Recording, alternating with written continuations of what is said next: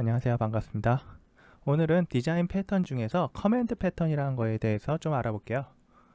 커맨드 패턴이라는 것은 요청을 객체의 형태로 캡슐하여 사용자가 보낸 요청을 나중에 이용할 수 있도록 메서드 이름, 매개 변수 등 요청에 필요한 정보를 저장 또는 로깅, 취소할 수 있게 하는 패턴입니다. 문제점. 이게 어떤 문제를 해결해 주는지 한번 볼게요. 버튼을 만들었다고 가정을 했을 때 이 버튼의 종류가 여러 가지가 있고 각각이 비슷해 보이지만 다른 기능을 수행한다고 할게요. 가장 간단한 해결책은 버튼별로 하이 클래스를 만드는 건데요. 이게 버튼에 보시면 버튼, OK 버튼, 캔슬 버튼, 어플라이 버튼, 세이브 버튼, 오픈 버튼, 프린트 버튼 이렇게 여러 가지 버튼들이 있어요. 버튼이 되게 많겠죠. 이런 하이 클래스는 버튼 클릭 시 실행되어야 하는 코드가 포함됩니다. 그러니까 이 버튼 각각이 그 버튼을 딱 클릭을 하면 OK 버튼 안에 버튼을 실행하는 코드들이 있는 거예요. OK 버튼 할 때 뭐라고, 캔슬 버튼을 할 때 뭐라고. 근데 이런 형태가 되게 되면 기본 클래스의 코드가 변경되었을 때 이 버튼 클래스요, 이 하이 클래스의 코드가 영향을 받게 될 가능성이 있어요. 이 버튼의 내용, 동작이 바뀌면 이 하이에 있는 코드들의 영향을 받게 될 가능성이 있죠. 항상 페어런트니까요. 일부 작업들은 여러 위치에 호출될 수 있어요. 복사나 붙여넣기 같은 경우에 내가 뭐 세이브 했을 때 복사가 자동으로 된다든지 뭐 오픈 버튼을 했을 때 프린트를 할 수도 있고, 또 어떨 때는 여기다 버튼 자체에 뭐 카피나 페이스트라는 버튼을 만들어 놓고 이 카피 페이스트가 쇼컷, 키의 쇼컷에 의해서 다시 넣어질 수도 있거든요. 그럴 경우에는 그런 부분이 여러 위치에서 호출될 수 있는데 그럴 때마다 코드를 복사해야 될 수가 있어요. 이렇게 코드를 복제하거나 버튼에 종속된 메뉴를 만들어야 하는 경우가 생기는데 이는 코드의 복잡성을 증가시켜서 유지 보수가 힘든 코드의 원인이 됩니다. 그래서 이걸 해결할 때 해결책이 있어요. 지금 얘기했던 커맨드 패턴을 이용하면 되는데 호출되는 개체, 메소드 이름 및 인수 목록과 같은 모든 요청 정보를 이 요청을 트리거하는 단일 메소드가 있는 별도의 커맨드 클래스로 추출해야 하는 거예요. 그러니까 이 동작, 커맨드라는 동작을 커맨드 그 클래스로 만들어 가지고 따로 추출을 해 놓는 거죠. 버튼에 세이브 커맨드는 세이브 커맨드라는 걸 아예 만들어요. 그리고 거기에 뭐 인수를 넣어 가지고 필요한 인수들을 전달을 해주면 이 비즈니스 로직을 처리하게 됩니다. 이 커맨드 핸들러가 처리하겠죠. 자, 다음 단계는 이 커맨드가 동일한 인터페이스를 구현하도록 하는 것이에요. 이제 커맨드가 하나가 아니고, 하나의 인터페이스가 아니고 여러 인터페이스면 이 버튼이나 뭐 다른 버튼들 추가될 때마다 버튼이 추가됐어요. 버튼에다가 뭐 내가 세이브 버튼이라는 걸 추가했는데 이 세이브 버튼은 이 세이브 커맨드를 호출하고, 오픈 버튼은 또 오픈을 추가 커맨드를 처리하도록 되어 있어요. 근데 이 커맨드 인터페이스가 다 다르다면 어떤 거는 세이브고 어떤 거는 뭐 오픈이고 이래버리면 각각이 접근하기가 힘들게 되겠죠. 그래서 이 동일한 인터페이스를 구현하도록 하는 거예요. 이 인터페이스를 사용하면 구체적인 명령 클래스에 연결하지 않고도 이 밑에 구체적인 클래스들, 동일한 요청 발신자와 함께 다양한 명령을 사용할 수 있습니다. 자, 뭐 쇼컷을 통해서도 쇼컷이 커맨드로 접근하기도 하고 버튼을 통해서 커맨드를 접근하기도 하는 거죠. 그러니까 쇼컷이 오픈이면 오픈 커맨드로 갈 테고 버튼이 오픈이면 오픈 커맨드로 갈 거예요. 이런 식으로 하나의 코드를 같이 공유하게 되는 겁니다. 클래스 다이어그램 보시면 인보커라는 게 있고 커맨드가 있고 그리고 리시버가 있어요. 이 커맨드에서 어떤 동작을 하게 되면 리시버가 이 커맨드에 대한 동작을 처리해주는 역할을 합니다. 그리고 인버커는 이 커맨드를 등록해주는 역할을 해요. 그래서 어떤 execute를 할지, 어떤 커맨드를 동작을 하게 할지 그걸 정하는 거예요. 자, 그래서 인버커를 보시면 요청의 시작, 명령 개체에 대한 참조를 저장하고 요청을 수신자에게 직접 보내는 대신 해당 명령을 트리거하는 역할을 합니다. 일반적으로 생성자를 통해 클라이언트에서 미리 생성된 명령을 받게 되어 있습니다. 그리고 커맨드는 명령을 실행하기 위한 단일 메서드에 대한 선언을 되어 있어요. 그냥 뭐 execute 정도일 거예요, 대부분. 그리고 concrete 커맨드는 이 커맨드를 실제 구현하겠죠. 다양한 종류의 요청을 구현하고 구체적인 명령은 자체적으로 작업을 수행하는 것이 아니라 비즈니스 논리 개체 중 하나로 호출을 전달하도록 합니다. 그러나 코드를 단순화하기 위해 이러한 클래스를 병합하기도 해요. 네. 수신 개체에서 메서드를 실행하는 데 필요한 매개 변수는 구체적인 명령의 필드로 선언할 수 있고 생성자를 통해서만 이러한 필드의 초기화를 허용하여 명령 개체를 변경할 수 없도록 만듭니다. 명령 개체를 뭐 받은 애가 마음대로 막 변경하고 수정하고 그러면 안 되겠죠. 리시버, 그 다음에 클래스에는 몇 가지 비즈니스 로직이 포함되어 있고 거의 모든 개체가 수신기 역할을 할 수 있어요. 뭐 실제 작업을 수행하는 역할입니다. 그러니까 이게 쉽게 얘기하면 커맨드하고 커맨드 핸들러인데 우리가 아마 코딩하면서 많이 보셨을 거예요. 요즘 이런 거 많죠? 이런 식의 이벤트 버스, 버스 핸들러 형태로. 네, 근데 이 커맨드는 약간 디자인 패턴은 약간 달라요. 그래서 그 구현하는 방식도 각각이 조금씩 다를 텐데 이건 이 디자인 패턴은 GOF 디자인 패턴에 나온 거고요. 거기에 나온 방식의 그러니까 기본형이에요. 그래서 형태가 약간 바뀔 수가 있어요. 바뀔 수 있으니 이건 커맨드 패턴이 아닌가? 라고 사람들이 커맨드 패턴이다 라고 얘기하는데 이건 커맨드 패턴이 아닌 것 같은데? 라고 할 필요는 없다는 거예요. 네, 여기까지 얘기하고 코드를 간단히 한번 볼게요. 이거는 항상 저는 이제 MMORPG를 예로 드는데 공격과 방어를 커맨드로 처리해보자 라고 했어요. 뭐 공격, 어택과 디펜스에 대한 것들을 커맨드로 한번 만들어 보는 거고요. 커맨드 보시면 execute라는 인터페이스에서 이 인터페이스 하나 가지고 있죠. 그리고 어택 커맨드가 얘를 구현하고 있고요. 이 어택 커맨드는 어택 커맨드 리시버 핸들러, 어택 커맨드 핸들러라고 하셔도 돼요. 이 리시버를 가지고 있고 걔는 또 생성자에서 어택 파워하고 어택 카운트를 보내요. 리시버를 얘가 가지고 있고 execute 하면 리시버 통해서 핸들 처리하도록 하는 거예요. 얘가 처리하는 게 아니고 이걸 가지고 있는 리시버가 처리하는 거죠. 리시버에 보시면 핸들이 어떤 식으로 처리된다 라는 거를 처리합니다. 그래서 어택 파워하고 어택 카운트 가지고 하겠죠. 디펜스도 마찬가지. 디펜스에 대한 커맨드는 I 커맨드를 가지고 execute를 구현하도록 되어 있고 이 execute 구현하도록 되어 있고 이 CTOR 컨스트럭터에서 리시버하고 디펜스 레이트를 받아가지고 그거에 대한 핸들 처리를 리시버가 하도록 해놨습니다. 그리고 인버커는 유닛 인버커라는 게 있겠죠. 뭐 이걸 뭐라고 할지는 잘 모르겠어요. 워리어라고 해도 되고 뭐라고 해도 되고 그거는 뭐 편할 대로. 그 다음에 셋 커맨드 하면 커맨드를 받아요. 어택 커맨드를 받을 수도 있고 디펜스 커맨드를 받을 수도 있어요. 그 외에 뭐 다른 커맨드를 만들어 가지고 우리가 move 커맨드를 만들 수도 있겠죠. 또는 그리고 그냥 어택이나 디펜스가 아니고 다른 뭐 휴식 커맨드를 만들 수도 있어요. 그렇게 하게 되면 예를 들어서 어택이면 앞으로 한 칸 이동 후 어택할 테고 디펜스라면 앞으로 한 칸 이동 후 디펜스를 할 테고 휴식이라면 앞으로 한 칸 이동 후 휴식을 하게 될 겁니다.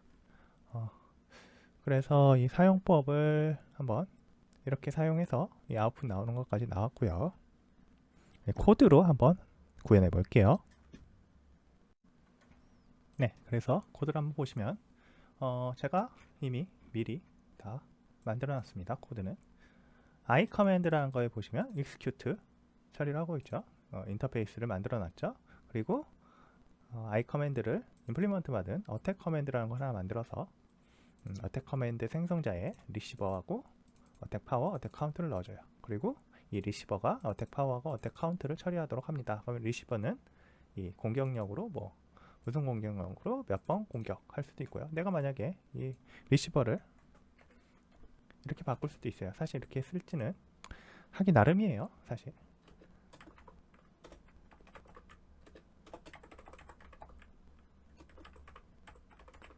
이런 걸 만들었다고 해볼게요. 더블 어택 리시버라고 하고 얘를 어떻게 할까요? 얘를 버추얼로 하고 얘를 그리고 이렇게 하면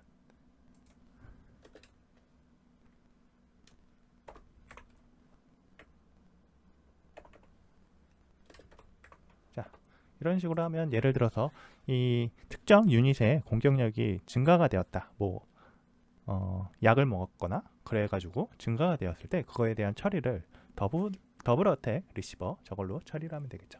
이렇게 되면 여기에 그냥 어택 커맨드 리시버가 아니고 얘를 바꿔가지고 처리할 수도 있는 거예요. 아주 간단하게 자, 이런 식으로 할 수 있겠죠. 그래서 실행을 한번 해보면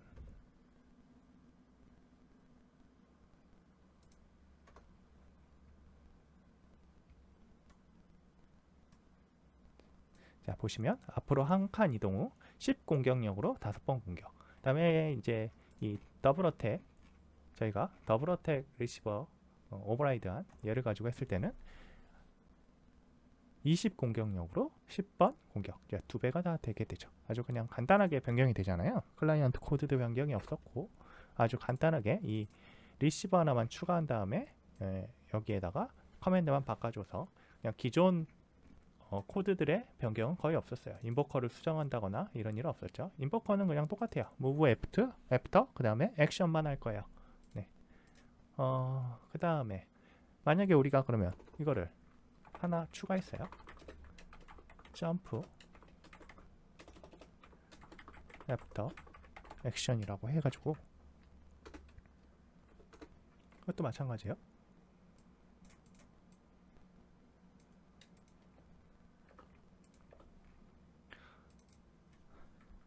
점프 후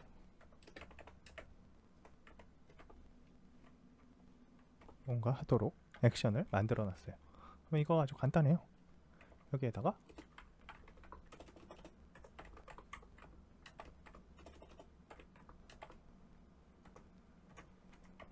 얘도 마찬가지로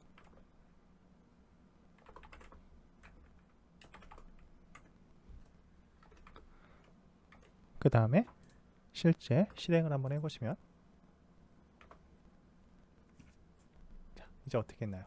점프 10번 공격력으로 10 공격력으로 5번 공격 마찬가지로 점프 20 공격력으로 10번 공격 이런 식으로 계속 할 수가 있어요. 어떤 추가할 수도 있죠. 내역들을 만약에 여기에서 저희가 이제 어택이 아닌 디펜스에 대해서 한번 만들어 볼게요.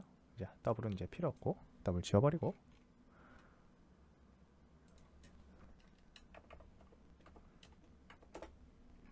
자, 이 점프 애프터 액션도 그냥 놔두고 얘는 그리고 이제 디펜스를 하나 저희가 추가를 해볼게요. 디펜스도 똑같이 디펜스 커맨드라는 걸 만들 거예요. 그냥 직접 한번 해볼게요.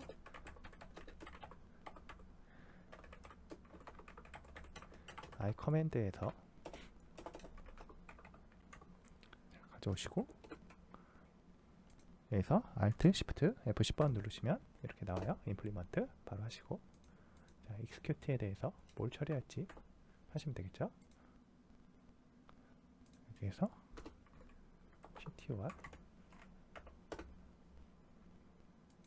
그리고 이제 리시버를 하나 만들어서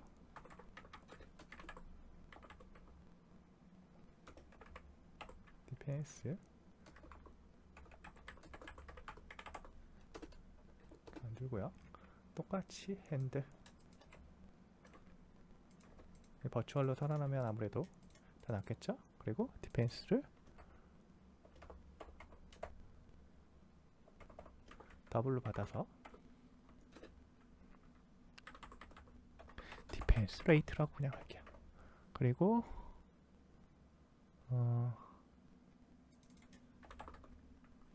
디펜스 레이트 확률이니까 100을 곱해주고요. 퍼센트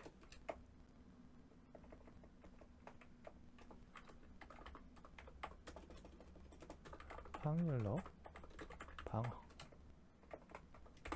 자 이렇게 하면 디펜스 커맨드 리시버가 됐고요. 이거 D가 나왔네요. 2로 바꿔버리고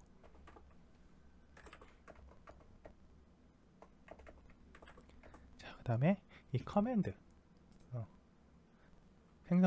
생성자에 대해서 처리를 합니다. 디펜스 리시버를 여기다 넣고 리시버를 넣어요. 그리고 더블로 똑같이 넘겨줘야 되니까 디펜스 레이트를 받습니다. 그리고 얘들을 다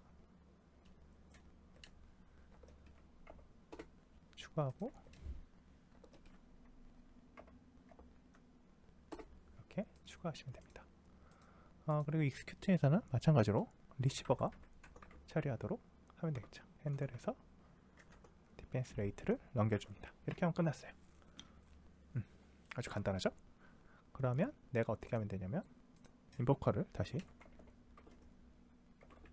아까는 어택 커맨드를 날렸고 이제는 디펜스 커맨드를 날릴 거니까 디펜스 커맨드는 디펜스 커맨드 리시버가 필요하니까요. 디펜스 커맨드 리시버 이거 이름이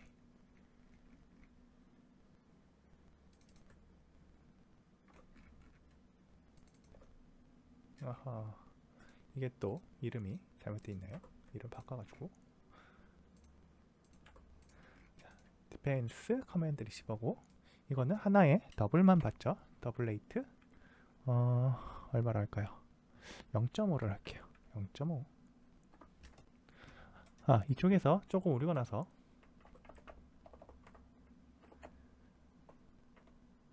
C, IVR 다 오류가 났죠. 이거 조금 수정할게요.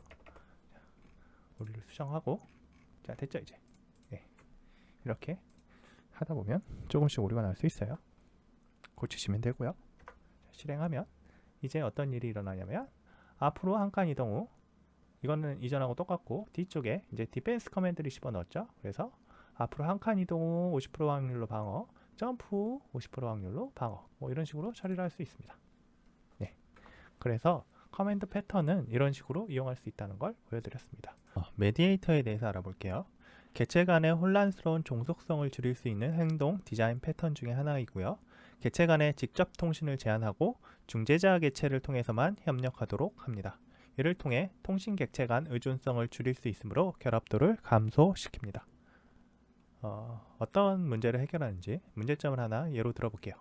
항공기들이 동시에 하나의 공항에 들어오고 있다고 가정을 해볼게요. 각 항공기들이 서로 무선 통신을 하여 누가 먼저 착륙할지를 정한다면 불필요한 혼선만 일어날 것이고, 잘못하면 사고로 이어질 수가 있습니다. 그러니까 서로 항공기들끼리 통신을 한다고 해보세요. 그러면 문제가 크겠죠. 근데 그걸 해결하는 해결책을 예로 들었어요. 각 항공기, 헬기 또는 비행기 등등은 서로 통신하지 않고 컨트롤 타워하고만 통신을 합니다. 컨트롤 타워를 중앙에 두고 각 항공기가 이 컨트롤 타워에 난 어디 있어? 난 어디 있어? 난 지금 어디 있어? 나 지금 내려야 돼? 이런 식으로 컨트롤 타워에 물어보면 컨트롤 타워가 너 지금 내려. 너 지금 안 돼. 지금 그쪽에 좀 주위를 돌고 있어. 이런 식의 통신을 해주겠죠. 그럼 컨트롤 타워가 이 우선순위를 정해서 이 각각의 비행 물체들이 언제 공항에 내려야 하는지 또는 언제 이륙을 해야 되는지를 정해주면 돼요. 그러니까 전체 비행을 제어할 필요는 없죠. 컨트롤 타워가 전체 비행은 각 항공기나 헬기, 경비행기 등이 하는 거고, 착륙하고 이륙할지만 정해주면 돼요. 그래서 클래스 다이어그램을 한번 보시면 메디에이터라는 인터페이스가 있어요. 그래서 노티파이로 알람을 해주고, 컴포넌트 A, B, C, D가 이 메디에이터를 참조하고 있어요. 참조하고 있고, 이 메디에이터는 다시 컴포넌트들을 다시 역참조를 하고 있습니다. 네, 콘크리트 메디에이터가, 그리고 노티파이에서 각각에다가 뭔가 내역들을 날려줄 수가 있어요. 자, 컴포넌트 AD, 메디에이터의 참조를 가지고 있는 비즈니스 논리를 포함하는 다양한 클래스고요. 메디에이터는 일반적으로 단일 알림 방법을 포함하는 구성 요소와의 통신 방법을 선언하도록 되어 있어요. 여기서는 뭐 노티파이 정도겠죠. 그리고 콘크리트 메디에이터가 이 메디에이터 인터페이스를 직접 구형하고요. 다양한 구성 요소 간의 관계를 캡슐하고 자신이 관리하는 모든 구성 요소에 대한 참조를 유지하고 때로는 수명 주기를 관리하기도 합니다. 이제 적용한 내역을 보시면 다른 클래스와 밀접하게 연결되어 있어 일부 클래스를 변경하기 어려울 때 얘를 사용하고요. 다른 구성 요소에 너무 의존하기 때문에 다른 프로그램에서 구성 요소를 재사용할 수 없는 경우에도 사용합니다. 다양한 컨텍스트에서 몇 가지 기본 동작을 재사용하기 위해 수많은 하이 클래스를 만들어야 할 때 이걸 사용하기도 해요. 간단한 채팅을 예로 들어가지고 이걸 한번 구현해 봤어요. iChainRoom이라는 게 있어요. 얘가 이제 메디에이터라고 할 수 있겠죠. 레지스터가 있고 그 다음에 샌드가 있습니다. 레지스터를 하면 이 유저를 받아들이고, 샌드하면 그 유저들에게 뭔가 메시지를 보내겠죠. chainroom에 보시면 자, 딕셔너리로 이 유저들을 받아오도록 해놨고요. 그래서 이 레지스터를 하면 이 chainroom에다가 유저 네임을 그 키 값으로 해서 딕셔너리에다가 유저를 저장하고 있습니다. 그리고 이 유저들의 챗룸에 이 디스를 넣어서 이 같은 챗룸이다 라고 하는 또 챗룸에 대한 역참조를 걸어 놓고 있어요. 네. 이런 식으로 계속 레지스터를 할 수 있고요. send도 마찬가지로 from to message 뭐 이런 식으로 만들어 놓고 send를 할 때 어떤 유저에게 보내야 되는지 이 툴을 가지고 와서 해당 유저에다가 메시지를 보내주고 그 해당 유저는 리시브를 통해서 그 메시지를 처리하도록 하는 거예요. 결과적으로 이 send라는 게 notify가 될 테고, 이 send를 하면 이 유저들이 리시브를 받아가지고 처리하도록 하는 거예요.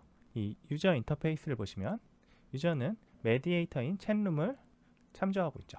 그 다음에 이 챗룸 인터페이스는 여기에서 다시 유저를 역참조를 하고 있어서 유저들에 대한 유저의 챗룸에다가 다시 자신을 넣어주는 형태로 이 인터페이스를 구현하고 있습니다. 그래서 이 i 유저를 가지고 다시 콘크리트 유저를 만드는 건데, 이 abstract 클래스를 먼저 만들어 가지고 abstract 클래스가 공통으로 하는 작업을 처리합니다. 뭐 send, 뭐 receive에 대해서 공통 처리를 하도록 하고, 그 다음에 유저의 커플이라는 유저 또는 솔로라는 유저라는 일종의 유저 형태죠. 유저 형태를 만들어 가지고 그 커플이라는 거에다가 리시브는 어떻게 처리하고, 솔로일 경우에는 리시브는 어떻게 처리한다 라고 이 핸들러들이 처리하도록 해놨어요. 그래서 이 메디에이터도 보시면 결과적으로 이전에 저희가 커맨드 패턴을 봤는데, 커맨드 패턴처럼 이 리시브를 처리하는 핸들러가 따로 있어요. 네, 마찬가지로 메디에이터도 핸들러가 따로 있습니다. 그 핸들러가 이 리시브, 이 유저가 직접 핸들링을 하고 있다고 보시면 돼요. 그리고 사용법을 보시면 뭐 요즘 아주 유행하고 있는 드라마인데 25, 21 챗룸에 뭐 이진, 희도, 유림, 지용, 승환이라는 애들이 유저를 만들어 가지고 하나의 챗룸에 다 들어가죠. 다 들어가고 이진이 희도에게 안녕 희도야, 이거 1대1 메시징을 하고 있는 거예요. 유림이 지용에게 뭐야 라고 이렇게 이름을 정해 가지고 보내줄 수 있어요, 메시지를. 그러면 아웃풋이 보시면 이진이 희도에게 안녕 희도야 라고 했다, 뭐 이런 식으로 다 처리가 됩니다. 이 앞쪽에 투어 커플은 얘들은 커플 유저라는 거고, 솔로는 얘는 솔로 유저라는 뭐 그런 이야기입니다. 네. 이 승환이 솔로죠. 그래서 솔로 유저에게 보냈다, 뭐 이런 식으로 처리를 할 수 있어요. 그래서 이거를 한번 코드로 구현해 보겠습니다. 자, 여기 보시면 일단 기본적인 인터페이스만 제가 구현을 해놨어요. iChat룸이라는 미디에이터 인터페이스하고, 그 다음에 iUser라는 컴포넌트에 해당하는 인터페이스, 그리고 그 abstract 클래스를 만들었어요. 공통 코드들을 구현하기 위해서. 네, 여기에는 챗룸을 받아가지고 뭔가 처리하는 그런 내역들도 있겠죠. 자, 그래서 iChat룸에 대한 챗룸 콘크리트 메디에이터를 한번 만들어 볼게요. public 클래스 챗룸, 이거는 iChat룸으로 가져오고요. 얘를 또 implement alt shift F10번 하시고, 그러면 레지스터하고 send가 자동으로 만들어지죠. 네, 여기에 하나 더 추가해서 어떤 걸 할 거냐면 딕셔너리를 하나 받을 건데, 딕셔너리는 스트링 이름을 받아서 그 다음에 유저를 넣을 거예요. 네, 그래서 뭐 유저스에서 이렇게 넣을게요. 참가자라는 의미인가? 파티시펜트? 제가 잘 모르겠네요. 네, 그런 건데 제가 파티시펜트보다는 그냥 유저가 나을 것 같아요. 근데 헷갈리네요. 이렇게 해놓으니까 다 바꿔버리겠습니다.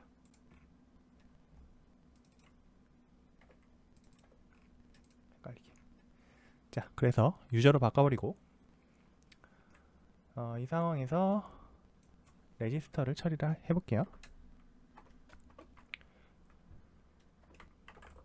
유저스의 밸류를 기준으로 해서 유저를 비교해봐서, 아니면 유저에다가 애드보다는 애드가 아니고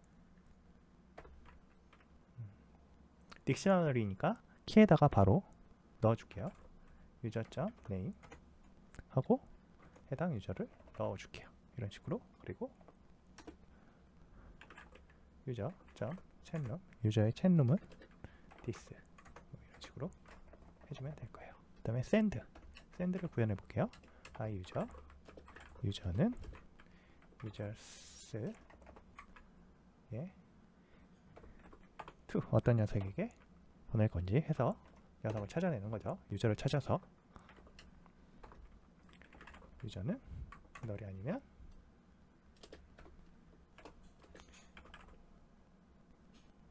유저.receive 해서 그럼 메시지를 보내면 될 겁니다. 자, 이렇게 하면 챗룸에 대한 구현은 됐어요. 그 다음에 이 유저에 대한 구현을 또 해봐야겠죠. 유저는 abstract까지 구현이 되어 있고요. 커플이라는 유저를 한번 유저 타입을 만들어 볼게요. 유저를 상속을 받고 Alt Shift F10번 눌러서 컨스트럭터도 이렇게 만들고요. 그리고 오버라이드를 할 거예요.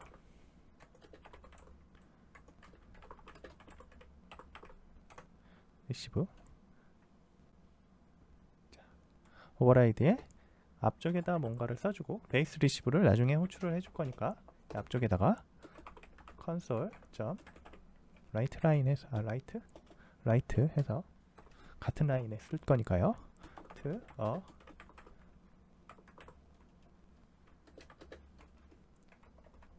커플 형태에게 보낸다 라는 의미겠죠. 네. 얘가 커플 형태가 받았으니까 뭔가 하겠죠. 그리고 솔로도 하나 또 만들어 볼게요.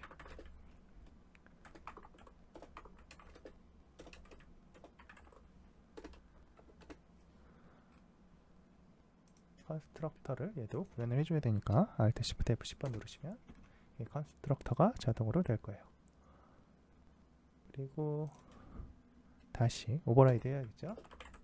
오버라이드 하시면 이렇게 나오죠.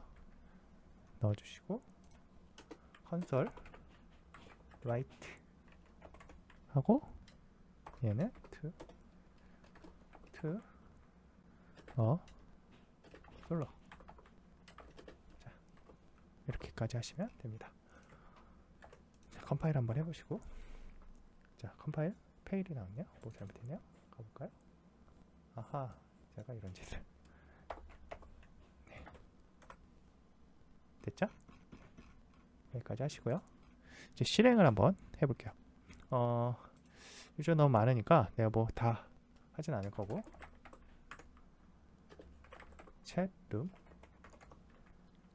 이라고 해서 new 챗룸 만들어주고, 그리고 이제 유저를 만들게요. 이 유저 이진이라는 유저를 하나 만들고요. 이름은 이진 한글로 복사해서 희도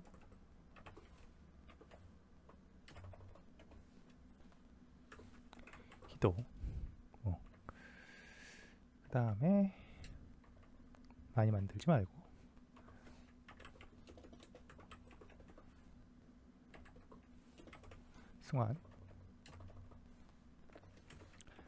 승환까지만 만들고요. 그 다음에 얘는 커플이 아니죠? 얘는 솔로 이렇게 만들고 챗룸에 레지스터를 다 해줍니다. 이진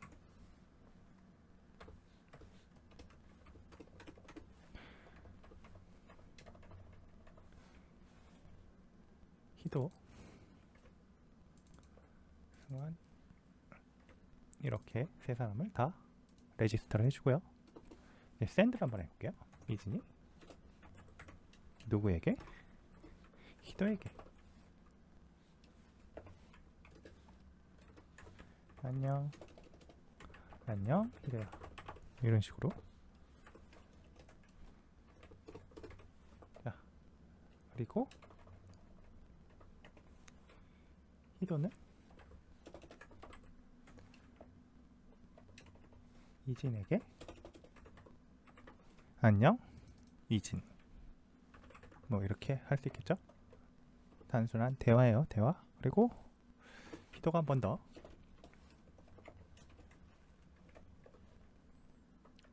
승환이에게 안녕 승환. 마지막으로 승환이 희도에게 안녕 희도야, 뭐 이런 정도로 보내면 되겠죠? 확인해 보면, 자 여기 보시면 이진이 희도에게 안녕 희도야 라고 보냈어요. 희도는 커플이고요. 희도가 이진에게 안녕 이진 라고 보냈어요. 이진은 커플이죠. 희도가 승환에게 안녕 승환 이라고 보냈고, 승환은 솔로니까 솔로에게 보냈다 라는 의미고요. 승환이 희도에게 다시 안녕 희도야. 희도는 커플이죠. 승환이 커플이라는 건 아니고, 그래서 안녕 희도야 라고 나옵니다. 이렇게 간단하게 메신저 프로그램을 만들 수가 있습니다. 물론 이건 이제 1대1 메시지에 대해서 한 건데요. 저 유저 내역들을 나중에 수정을 해서 어레이로 만들어 놓으면 어레이의 모두에게 또 보낼 수 있는 방법이 있겠죠. 네, 그걸 수정해서 할 수도 있습니다. 옵저버에 대해서 알아보겠습니다. 옵저버란 관찰하는 개체에 발생하는 모든 이벤트에 대해 여러 개체에 알리는 구독 메커니즘을 정의할 수 있는 동작 디자인 패턴입니다. 객체의 상태 변화를 관찰하는 관찰자들의 목록을 객체에 등록하여 상태 변화가 있을 때마다 메서드 등을 통해 객체가 직접 목록의 각 옵저버에게 통지하도록 하는 디자인 패턴입니다. 주로 분산 이벤트 핸들링 시스템을 구현하는 데 사용되고요. 발행, 구독 모델로 알려져 있기도 합니다. Publish, Subscribe 모델이라는 게 있어요. 이 패턴의 핵심은 옵저버 또는 리스너라 불리는 하나 이상의 객체를 관찰 대상이 되는 객체에 등록시킵니다. 그리고 각각의 옵저버들은 관찰 대상인 객체가 발생시키는 이벤트를 받아 처리합니다. 그림 보시면 옵저버라는, 여기에서는 서브젝트겠죠? 서브젝트가 있고, 얘를 팔로잉을 하고 있어요. 트위터 같은데 각각이 팔로잉을 하고 있고, 얘가 자기의 어떤 메시지가 있으면 뉴 트윗, 새로운 트윗을 만들면 그거에 대해서 이 옵저버 서브젝트가 노티파이 알려줘요. 그러면 그 팔로우 하고 있는 각각의 유저들은 그 내역을 알아볼 수 있겠죠. 알림을 받아요. 새로운 트윗이 생겼습니다. 이런 식으로 나오겠죠. 그래서 어떤 문제를 해결할 수 있느냐, 금방 말씀드렸던 트위터에서 팔로우 기능을 처리한다고 할게요. 그때 클라이언트가 내가 팔로우한 사람의 최신 메시지를 보고 싶다면 일정 시간마다 리퀘스트를 요청해서 최신 내용이 있으면 받아오는 방법을 할 수가 있어요. 무슨 얘기냐면, 이 유저가 이 팔로우한 사람한테 계속 요청을 하는 거죠. 야, 너 새로운 트위터를 했어? 새로운 트위터 했니? 계속 이제 요청을 해서 그때마다 있으면 받아오는 건데, 만약에 유저가 없거나 그럴 경우에도 계속 메시지를, 팔로잉 한 사람들한테 메시지를 날린다고 생각해 보세요. 그러면 네트워크에 많은 부하를 주고 아주 비효율적인 방식이 되겠죠. 그래서 유저가 요청하는 게 아니고 반대로 이 서브젝트가 자기를 가지고 등록한 사람들에게 퍼블리시 해주는 형태가 되도록 하는 거예요. 이 해결책이 그런 내용들이에요. 그래서 구독 메커니즘을 통해서 개별 개체가 이벤트 알림을 구독할 수가 있어요. 서브스크라이버가 퍼블리셔에게, 여기 보시면 Hey sign me, please 라고 하면 뭐 이렇게 서브스크라이버 여기에다가 넣어 놓겠죠. add 서브스크라이버를 통해서 들어가고, 그리고 이제 이 서브스크라이버가 난 이제 더 팔로잉 하고 싶지 않아 라고 하면 remove 해버리면 될 겁니다. 게시자는 개체에서 특정 알림 메소드를 호출하여 구독자에게 알립니다. 퍼블리셔가 이제 notify subscribers 뭐 이렇게 되어 있진 않겠죠. notify라고 아마 간단하게 되어 있을 것 같아요. 그러면 subscriber가 그걸 받아서 그때 자기들이 해야 될 어떤 동작을 할 거예요. 업데이트를 하겠죠. 이 클래스 다이어그램으로 확인해 보면 퍼블리셔가 있고 subscriber가 있고 concrete subscriber가 있어요. 클라이언트는 이 퍼블리셔를 가지고 subscribe 형태로 뭔가 처리하는 그런 동작을 하게 될 거예요. 그러면 이제 이 등록했던 서브스크라이버를 여기에 서브스크라이브 통해서 등록을 해놓고 나중에 퍼블리셔가 notify subscribe 가는 걸 통해서 어떤 동작을 전달을 하면 이 서브스크라이버가 마지막에 업데이트라는 형태가 됩니다. 이 클래스 다이어그램이 그런 형태고요. 그래서 퍼블리셔는 다른 개체에 대한 관심 이벤트를 발행합니다. 이러한 이벤트는 게시자가 상태를 변경하거나 일부 동작을 실행할 때 발생합니다.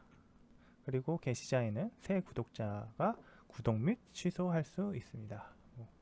그런 동작을 퍼블리셔가 담당을 하죠. 여기 add, unsubscribe, notify 이걸 가지고 그런 동작들을 정의를 하게 돼 있어요. 그리고 subscriber 인터페이스는 그냥 업데이트 하나만 있을 거예요. 업데이트 하나만 있을 거고 이 업데이트나 뭐 다른 execute 정도겠죠. 알림 인터페이스를 선언하고 대부분의 경우 단일 업데이트 방법으로 구성되어 있습니다. 그리고 concrete subscriber는 게시자가 발행한 알림에 대한 응답으로 여러 가지 작업을 수행하고요. 게시자가 구체적인 클래스에 연결되지 않도록 이러한 모든 클래스는 동일한 인터페이스를 구현해야 합니다. 이 서브스크라이브 인터페이스를 얘기하는 거죠. 객체의 상태를 변경하기 위해 다른 객체를 변경해야 할 때 사용하고요. 실제 객체 집합을 미리 알 수 없거나 동적으로 변경되는 경우에도 사용됩니다. 앱의 일부 객체가 다른 객체를 관찰해야 하지만 제한된 시간 동안 또는 특정한 경우에만 패턴을 사용합니다. 예를 한번 들어볼게요. 코드를 만들기 위해서 점심시간에 학교에서 이제 점심에 대한 알림을 알려준다고 예를 들어볼게요. 그래서 스마트폰에다가 뭐 지금 점심이야 라고 보내준다고 할게요. 종을 치지 않고. 그럼 학생은 학생 식당으로 가고 교사는 교원 식당으로 가게 되겠죠. 이것을 코드로 한번 구현해 보겠습니다. 퍼블리셔라는 게 있을 거고요. 퍼블리셔가 subscribe, unsubscribe, 그 다음에 notify 라는 걸 가지고 있고 subscribe가 subscriber를 여기다가 등록을 해 놓을 거예요. 그래서 런치 알람이라는 게 있고요. 런치 알람이라는 게 있을 거예요. 네. 그러면 이제부터 점심 알람을 받겠다 라고 하면 옵저버들, 관찰자들을 여기다가 다 넣어놔요. 그리고 unsubscribe 하면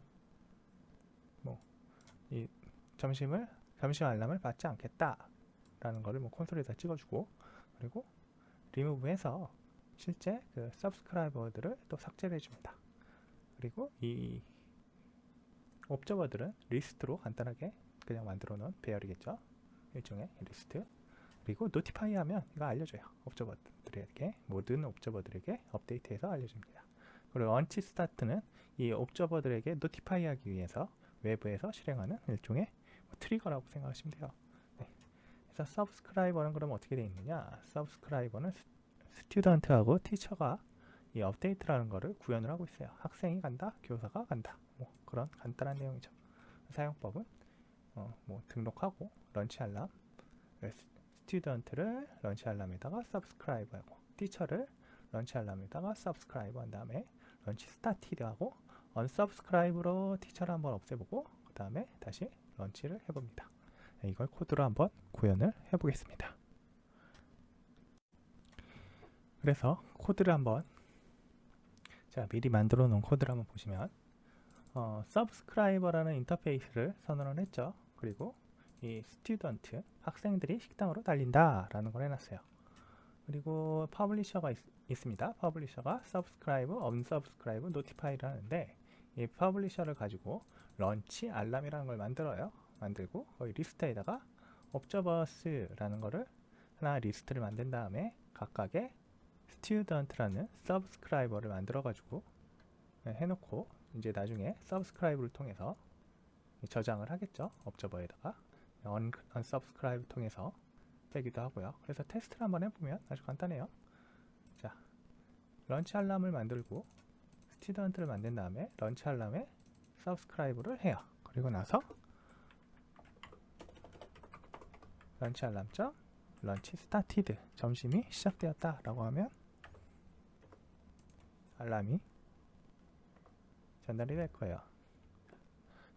자, 스튜던트는 이제부터 점심 알람을 받겠다. 점심시간이 되었다. 점심시간을 알리는 알람이 울린다. 학생들이 식당으로 달린다. 자, 이렇게 되죠.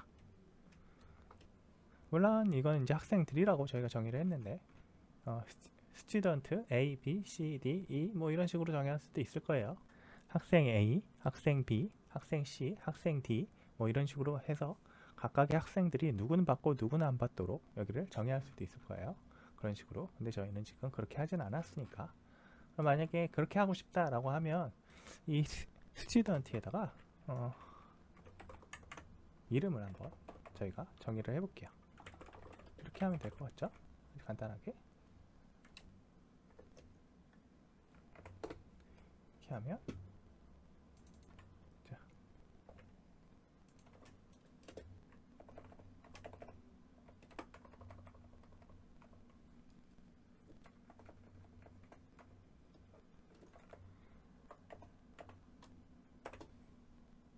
아주 간단하게 한번 처리를 해볼게요.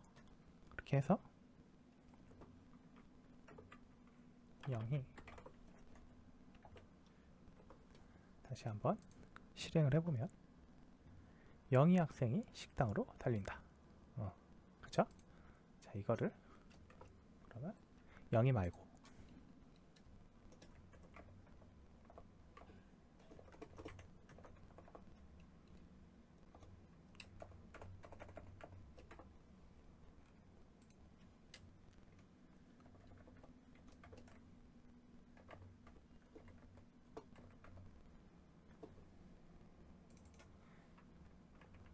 철수, 경수, 민수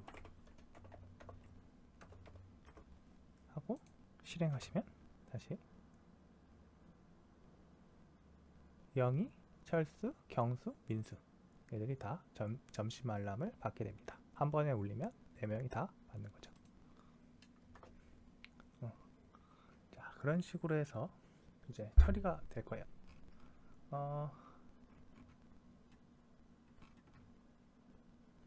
그런데 우리가 만약에 이 스튜던트가 아니고 서브스크라이버를 다른 형태의 서브스크라이버를 넣고 싶어요. 그러면 또 추가할 수 있습니다. 이번에는 티처를 한번 넣어보는 거죠. 티처라고 하고요. 티처하고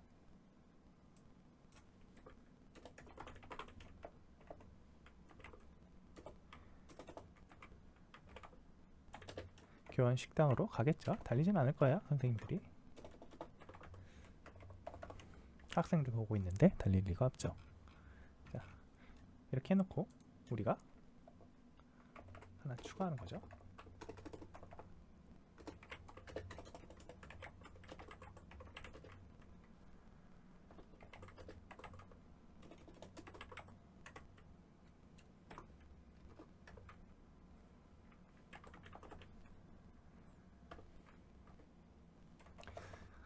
이건 그냥 이름보다는 과목을 넣어버립시다.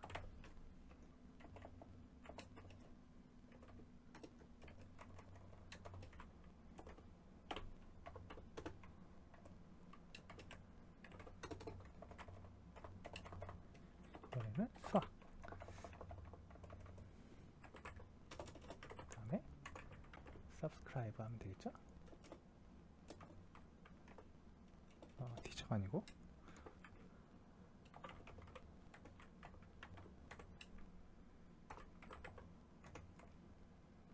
이런 식으로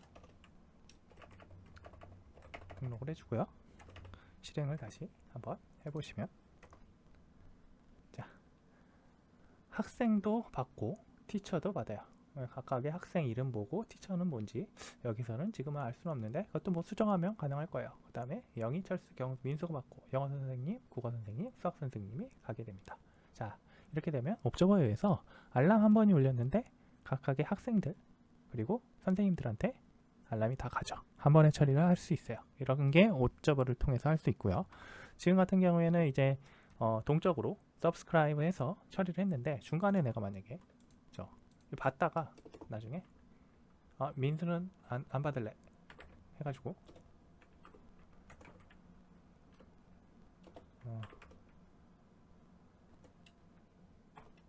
하고 여기에다가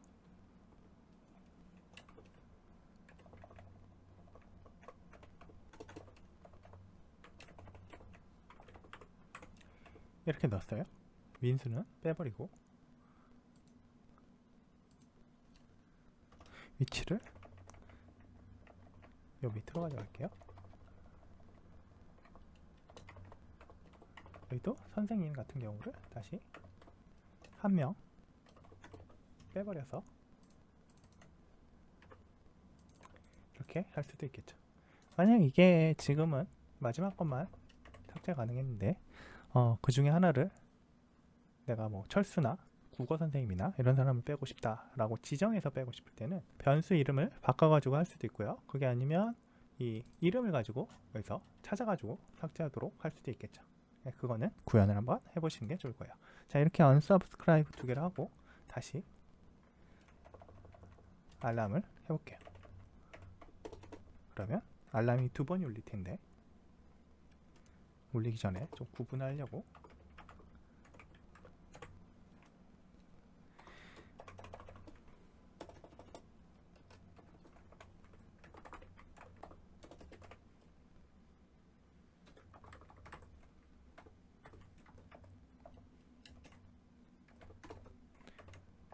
자, 이렇게 구분을 좀 해볼게요. 그리고 실행하면 자, 처음에 등록이 되어 있고 그 다음에 그 사람들한테 다 알렸어요. 근데 그러고 나서 스튜던트 어떤 사람은 이제부터 점심 알람 받지 않고 티처는 이제부터 점심 알람을 받지 않을 거다. 그래서 여기 보시면 어떤 사람들이냐면 여기선 민수, 여기선 수학이 되겠죠. 수학 선생님 맨 마지막. 그래서 그 두 사람이 안 받을 거예요. 그래서 민수랑 수학 선생님이 빠져서 영희철수, 경수와 영어 선생님, 국어 선생님이 알람을 받게 됩니다. 이런 식으로 동적으로 추가나 삭제가 가능합니다. 그래서 publish, subscribe 뭐 패턴이라고도 해요. 근데 약간 좀 달라요. publish, subscribe 패턴이랑 업적이랑은 약간 조금. 근데 비슷하게들 많이 사용하니까 아, 그런 것도 있구나 라고 생각하시면 되겠습니다. 스트래티지라는 전략 패턴에 대해서 알아보겠습니다. 전략 패턴이라는 것은 일련의 알고리즘을 정의하고 각 알고리즘을 별도의 클래스에 넣고 해당 개체를 교환할 수 있도록 하는 행동 디자인 패턴입니다. 실행 중에 알고리즘을 선택할 수 있어서 뭐 그런 유연한 점이 있고요. 특정한 계열의 알고리즘들을 정의하고 각 알고리즘을 캡슐화하며 이 알고리즘들을 해당 계열 안에서 상호 교체가 가능하게 만들어 놓았습니다. 이런 것들을 이 전략 디자인 패턴의 특성이라고 할 수 있어요. 어떤 문제를 해결하는지 한번 볼게요. 문제는 내비게이션 앱을 만들기로 했어요. 어떤 사람이. 근데 이제 앱에는 자동 경로 계획이 있어요. 그래서 어떤 경로로 가야지 가장 빠른지 뭐 이런 경로를 볼 수 있도록 해놓겠죠. 첫 번째 버전에서는 도로 위에 경로만 만들었어요. 그래서 이제 차가 다닐 수 있게 할 수 있겠죠. 그 다음에 두 번째 버전은 이제 차 없는 사람들을 위해서 도보 경로를 만들었고요. 그 직후에 이제 경로에서 대중교통을 사용할 수 있도록 또 옵션을 추가를 했어요. 근데 이제 나중에 보니까 자전거 타는 사람도 있어서 자전거 타는 사람을 위한 경로 구축을 또 추가할 계획이고요. 또 그 경로상에서 도시의 모든 관광 명소를 통과하는 경로를 구축하는 또 다른 옵션이 추가가 되었어요. 그런데 또 그리고 계속 이제 이런 식으로 옵션이 늘어나죠. 알고리즘을 추가할 때마다 내비게이터의 기본 클래스 크기가 엄청나게 늘어나서 버그 수정이든 뭐 거리의 어떤 약간의 조정이든 알고리즘 중 하나를 변경하면 전체 클래스에 영향을 미치기 시작하죠. 이제 개발자가 멘붕을 하기 시작할 겁니다. 그래서 이러한 것들을 해결하기 위한 해결책이 있어요. 자, 뭘 사용하느냐 하면 금방 얘기했던 전략 패턴을 이용하면 이게 쉽게 해결이 되는데 다양한 방식으로 특정 작업을 수행하는 클래스를 선택하고 이러한 모든 알고리즘을 전략이라고 하는 별도의 클래스로 추출해버리면 이러한 문제들이 해결이 돼요. 그래서 내비게이션에서 여기 내비게이션 경로라는 것 자체를 하나의 전략 패턴으로 빼버리면 라우트 스트래티지라는 인터페이스를 만들고 여기서 이제 빌드라우트라는 하나의 여기 메소드를 가지고 다른 컨크리트 스트래티지들이 구현을 하는 거죠. 그래서 뭐 차들이 다니는 로드, 그리고 퍼블릭 트랜스포트, 이건 대중교통이겠죠. 그리고 워킹, 뭐 걸어 다니는 거, 그 다음에 뭐 바이시클이라고 해서 그 자전거 가는 것도 만들어 놓고 또 아까 얘기했던 관광 면소 뭐 이런 것들도 계속 추가할 수가 있어요. 네. 그리고 내비게이터는 이 라우트 스트래티지를 컴포짓하고 있고 그 빌드 라우트를 통해서 A, B가 어느 쪽으로 가야 되는지 이렇게 만드는 형태가 되죠. 그래서 이 클래스 다이어그램을 보시면 이 내비게이터가 컨텍스트가 될 테고요. 이 라우트 스트래티지가 이 스트래티지 인터페이스가 될 거예요. 그리고 컨크리트 스트래티지가 로드나 퍼블릭 트랜스포트나 워킹 스트래티지가 될 겁니다. 그래서 클라이언트는 컨텍스트 통해서 접근을 해서 컨텍스트에서 처리를 하면 되는 거예요. 자, 여기에서 컨텍스트는 구체적인 전략 중 하나에 대한 참조를 유지하고 전략 인터페이스를 통해서 이 객체와 통신하도록 되어 있어요. 스트래티지 인터페이스는 전략을 실행하는 데 사용하는 방법을 선언을 해놓고 모든 컨크리트가 이 공통 인터페이스를 구현하도록 해놨어요. 그리고 컨크리트 스트래티지는 실제 스트래티지를 구현한 클래스예요. 대단히 뭐 아주 단순하죠. 단순한데 되게 사용하기가 편합니다. 그래서 어떤 때 사용되는지 한번 확인해 보면 객체 내에서 다양한 알고리즘 변형을 사용하고 런타임 중에 알고리즘을 변경하려는 경우 일부 동작을 실행하는 방식만 다른 유사한 클래스가 많이 있는 경우 그리고 컨텍스트에서 클래스의 알고리즘을 분리하려는 경우나 클래스의 동일한 알고리즘에 다른 많은 변형이 있어가지고 조건식이 복잡하게 얽혀있는 경우에도 이걸 쓸 수 있어요. if else문이 막 많다거나 스위치 케이스가 많다거나 그래서 이제 저는 얘를 MMORPG에서 한번 들어봤어요. 직업의 공격과 방어에 대한 내용을 전략 패턴을 이용해서 한번 구현을 해봤어요. 스트래티지를 일단 구현할 텐데 iStrategy에 대한 인터페이스가 액션을 가지고 있고요. 어택과 디펜스라는 스트래티지를 또 인터페이스를 만들었어요. 이거는 이제 필터링을 하기 위해서 해놓은 건데 사실 이게 없어도 그게 상관없어요. 그리고 퍼블릭 abstract 클래스 어택이 이제 i어택을 구현을 하고 있고요. 그 다음에 디펜스 같은 경우도 퍼블릭 abstract 클래스로 이 디펜스를 퍼블릭 클래스를 만들었어요. 그 abstract 클래스를 만들었어요. 그리고 실제로 이 추상 클래스를 구현한 스워드, 대거, 펀치가 있고요. 뭐 액션이 있겠죠. 그리고 아래쪽 디펜스는 쉴드와 이베이전에 대해서 회피하는 방식을 구현을 해놨습니다. 아래쪽에 컨텍스트 구현을 보시면 그래서 어택 디펜스, 셋 어택, 셋 디펜스라는 유닛에서 이것들을 어떤 이 스트래티지를 가지고 와서 처리하는 인터페이스를 만들고요. 이 추상 클래스가 이 스트래티지 어택과 디펜스를 셋 어택이나 셋 디펜스를 통해서 저장을 해놓고 액션을 하면 처리가 되도록 처리를 했어요. 어택이나 디펜스가 이제 처리를 하겠죠. 그래서 사용 방법에 워리어라는 걸 만들어서 스워드를 넣고 어택하고 쉴드를 넣고 디펜스하고 두 번째 로그라는 걸 넣어서 대거를 넣어서 어택하고 이베이전을 넣어서 디펜스하고 세 번째는 어세신이라는 걸 넣어서 스워드를 넣어서 어택하고 이베이전을 통해서 디펜스하는 형태. 그러면 이제 워리어가 뭐 검으로 베고 방패로 맞고 단검으로 찌르고 공격 회피하고 검으로 베고 공격을 회피하는 뭐 이런 식의 어택 클래스, 어택 디펜스에 대한 스트래티지 디자인 패턴을 만들 거예요. 이걸 코드로 한번 구현해 보겠습니다.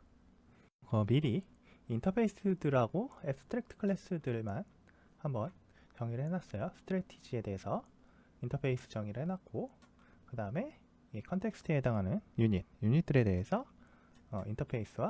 인터페이스까지만 구현을 해놨어요. 그래서 이걸 한번 구현을 해볼게요. 어택에 해당하는 것 중에서 만약에 어택 소워드에 대해서 어택을 하나 만든다고 할 때요. 그러면 퍼블릭 클래스 스워드에 대해서 어택을 한번 구현을 해보겠습니다. 스워드는 Alt Shift F10번을 눌러서 오버라이드 가져오도록 하고요. 오버라이드 액션을 구현해줍니다. 얘는 어떤 걸 할 거냐면 검으로 벤다라는 동작을 정의를 할 거예요. 스워드 말고 그러면 대거를 한번 한다고 할게요.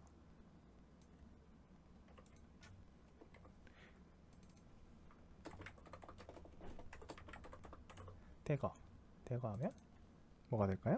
여기 단검으로 찌른다. 이런 동작을 간단하게 구현할 수 있겠죠. 자, 이렇게 되면 이제 이 어택 스트래티지 전략이 스워드하고 대거로 구분이 되죠. 그리고 디펜스도 한번 구현을 해볼게요. 디펜스도 실드라는 거 한번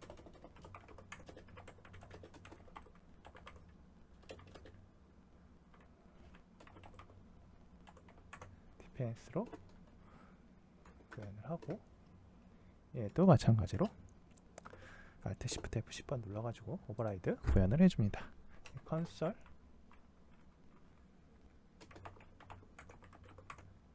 라이트 라인 하시고 그 안에 내용을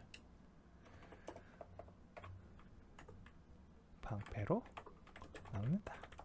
뭐 이 정도 쓰시면 되겠죠? 그리고 회피라는 것도 한번 만들어 볼게요. 복사 그대로 해서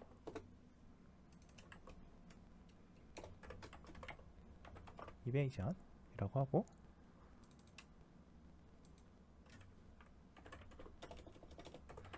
공격을 회피한다.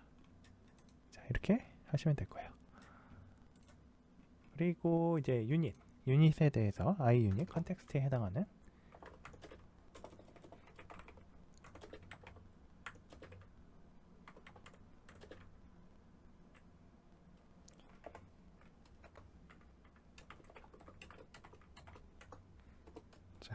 이렇게 구현을 하고요.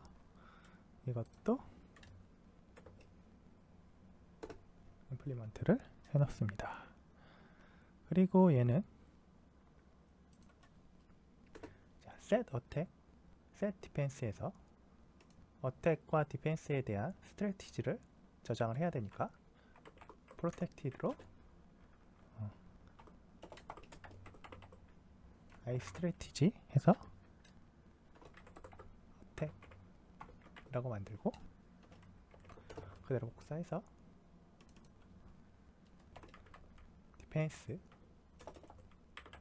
디펜스라고 만들 거예요. 그 다음에 여기에서 뭐 어택 하면 되겠죠? 셋 해주면 돼요. 어택은 어택. 여기서 디펜스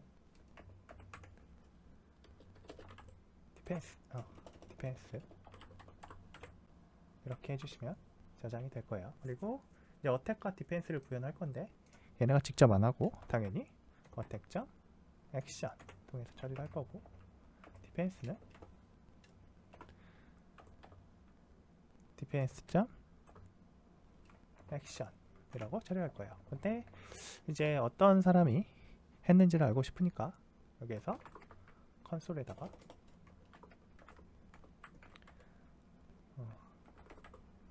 라이트까지 해서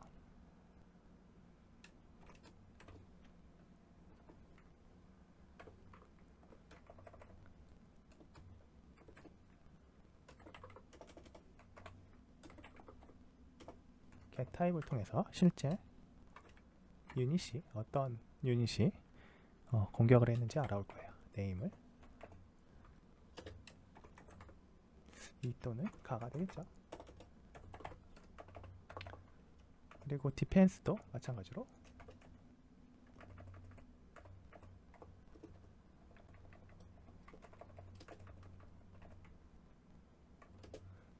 자, 이런 식으로 하면 아주 간단하게 우리가 원하는 동작이 됐어요.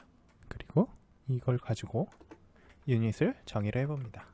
public class warrior라고 하고요. 얘를 유닛으로부터 가져와요. 그리고 다른 뭐 메소드들이 있을 수 있는데 지금은 굳이 구현 안 할 거니까 그냥 이렇게 해놓을게요. 자, 그래서 로그도 추가하고요. 그리고 어세신도 추가를 해봅니다. 뭐 이런 식으로 추가를 하고 한번 유닛을 생성해서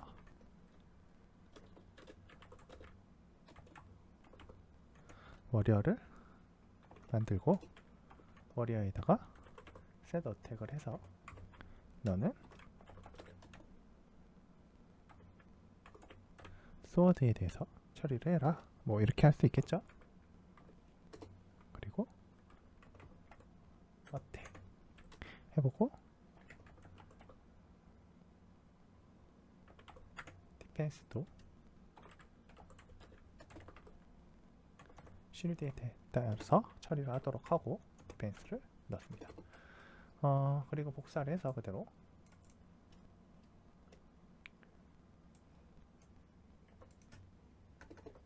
나는 U2 얘는 로그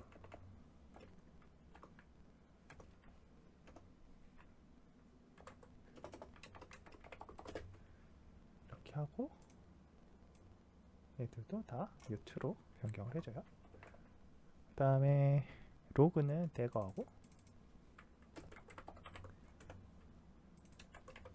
이메이전 이렇게 넣고요. 그리고 하나 더 해서 이번에는 어세신을 한번 추가를 해주고 그 다음에 얘는 U3 라고 할게요. U2를 U3로 변경을 해줍니다. 방금은 Alt Shift를 눌러서 제가 이 컬러 모드로 처리를 한 거예요. Alt Shift Alt만 누르셔도 되고요. 마우스를 하실 때는 키보드를 하실 때는 Alt를 누르면 이렇게 위로 그냥 올라가 버리죠. Alt Shift를 누르고 이렇게 하시면 방금 그 동작을 할 수가 있습니다.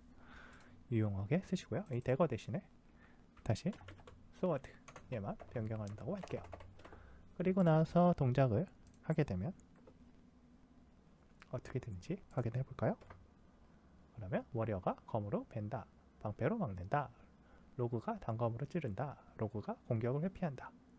그 다음에 어쌔신이 검으로 벤다, 어쌔신이 공격을 회피한다. 이렇게 스트래티지 패턴을 이용해서 공격과 방어에 대한 패턴을 분리를 해 보았습니다. 비지터에 대해서 알아볼게요. 비지터는 알고리즘이 작동하는 객체화 알고리즘을 분리할 수 있게 해주는 행동 디자인 패턴 중에 하나입니다. 대부분 지금 행동 디자인 패턴들은 알고리즘과 객체를 자꾸 분리를 해주는 역할을 해요. 대부분의 동작들이 그렇게 돼 있죠. 그냥 메소드로 하나의 클래스 안에 들어가 있는 것들을 분리를 해서 알고리즘 자체를 새로운 클래스로 만들어 놓고 거기에 캡슐화해서 처리하는 형태가 대부분 돼 있어요. 네, 비슷비슷합니다. 그래서 디자인 패턴들이 하지만 그 각각이 처리하는 그러니까 해결하는 문제점들은 다르기 때문에 그런 것들을 구분을 해서 사용을 하면 좋을 거예요. 이렇게 분리를 하면 구조를 수정하지 않고도 실질적으로 새로운 동작을 기존의 객체 구조에 추가할 수 있게 됩니다. OCP라는 개방 폐쇄 원칙을 적용하는 하나의 방법입니다.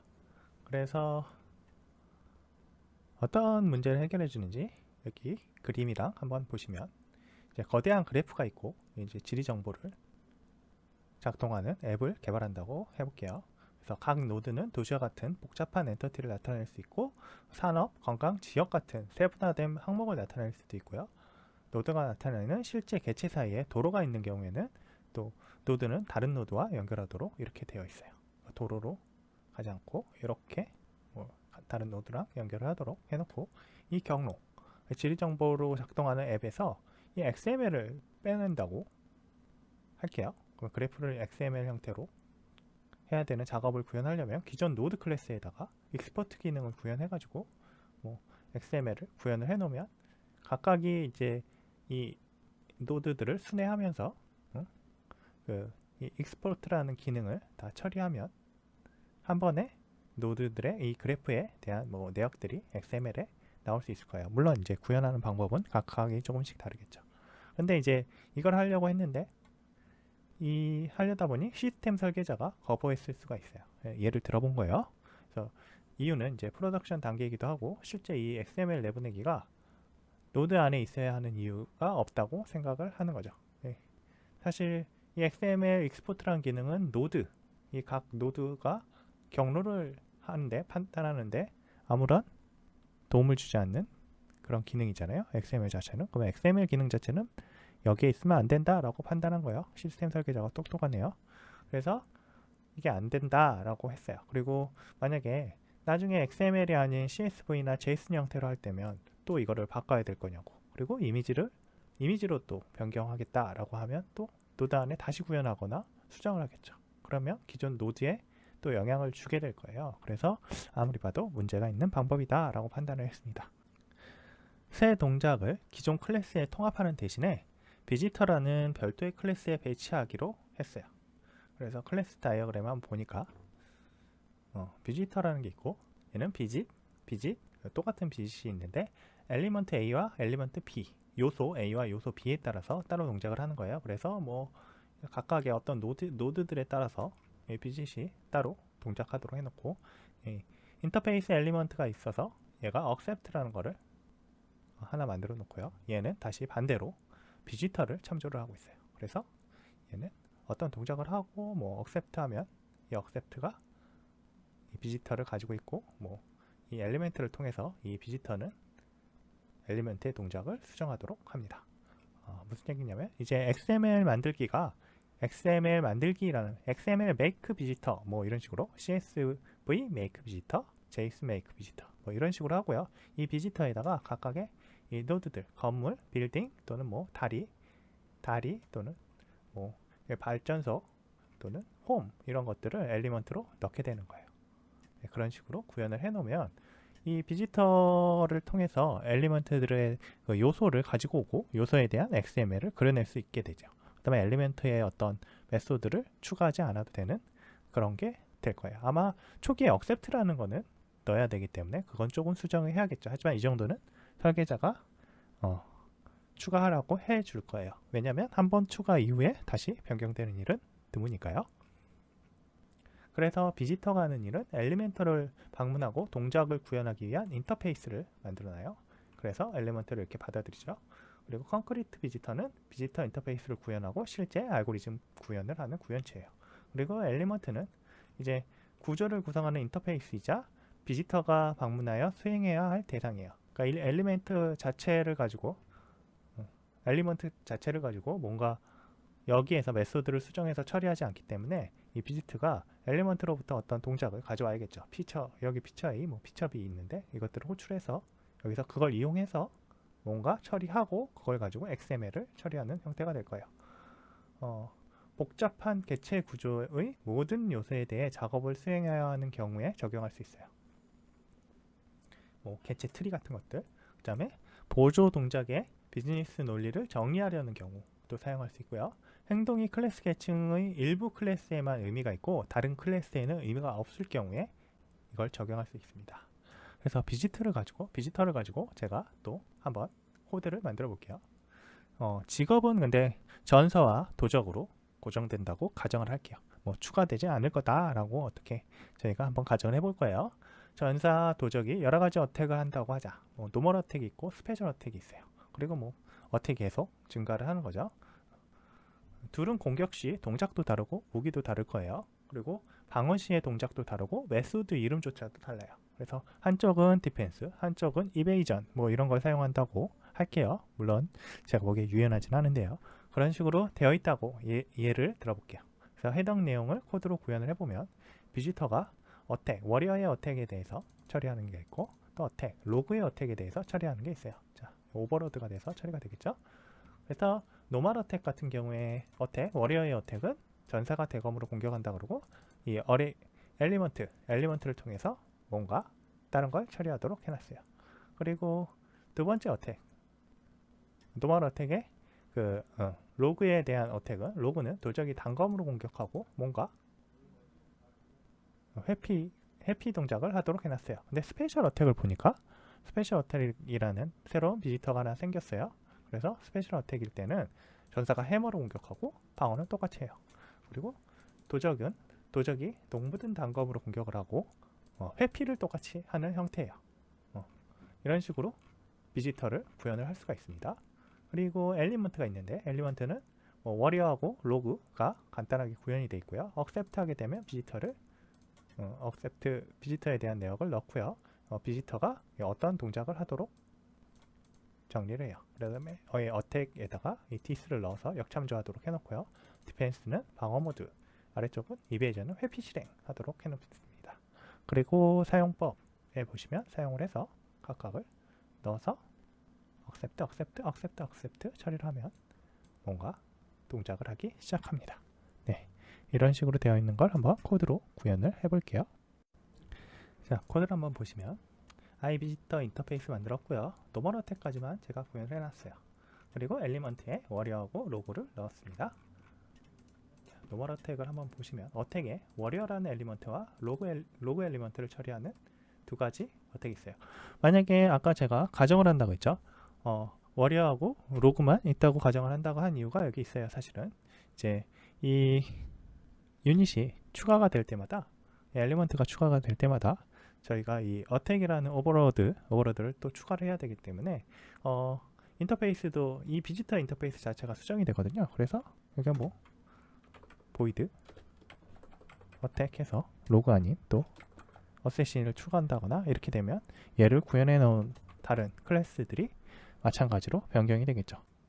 그래서 노멀 어택에 대해서 이 전사와 도적에 대한 처리를 하도록 해놓고요.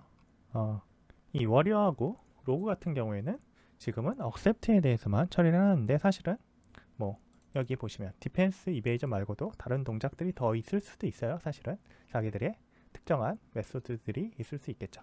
근데 여기서는 간단하게 이 엘리먼트라는 걸 확인만 하기 위해서 이 accept를 위주로만 처리를 해놓게 해놨어요. 이 accept가 사실은 비지터를 통해서 처리되는 내역입니다. 비지터 어택 할 때 자신의 레퍼런스를 넣어서 실제 비지터가 이 워리어를 역참조할 수 있도록 해놓는 거예요. 그래서 이거 사용을 어떻게 하는지 한번 볼게요. i 엘리먼트 해서 내가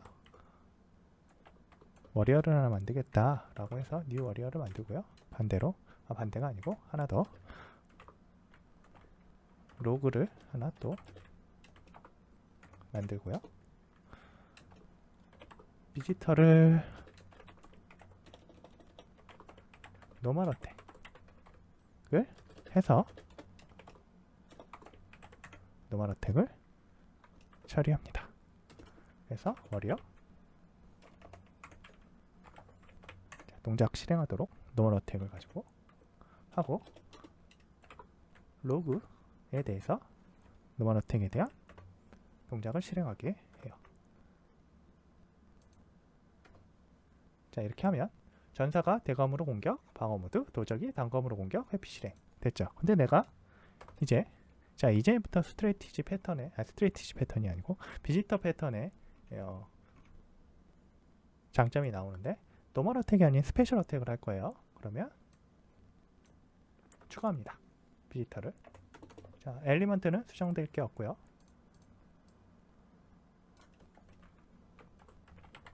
스페셜 어택이라고 전사가 대검이 아닌 망치로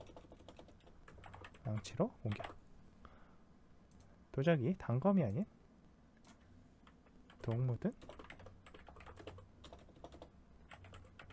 단검으로 공격이라고 했어요. 스페셜 어택. 그러면 이제 여기에서 나는 워리어가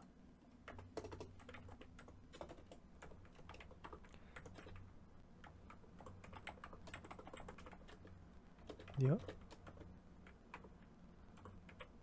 스페셜 어택을 처리하도록 하고, 워리어점 accept 스페셜 어택, 그리고 로그 점 accept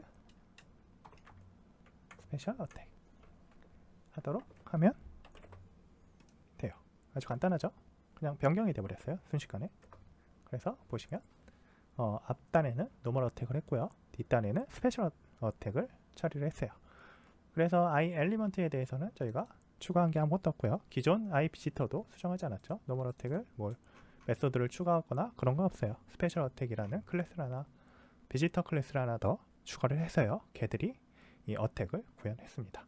네. 아까 제가 초기에 얘기했던 워리어하고 로그를 고정한다는 의미는, 여기에서 저희가 어쌔신 추가하시면 노멀에도 추가해야 되고 여기 스페셜에도 추가를 해야 됩니다. 그래서 만약에 이 알고리즘, 이 비지터가 많을수록 다 수정해야 되는 사태가 일어날 수 있어요. 그래서 고정한다고 이야기를 드렸습니다. 네.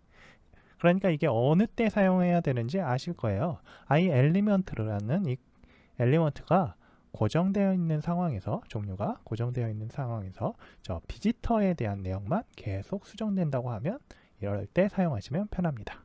네, 오늘은 여기까지 하겠습니다. 감사합니다.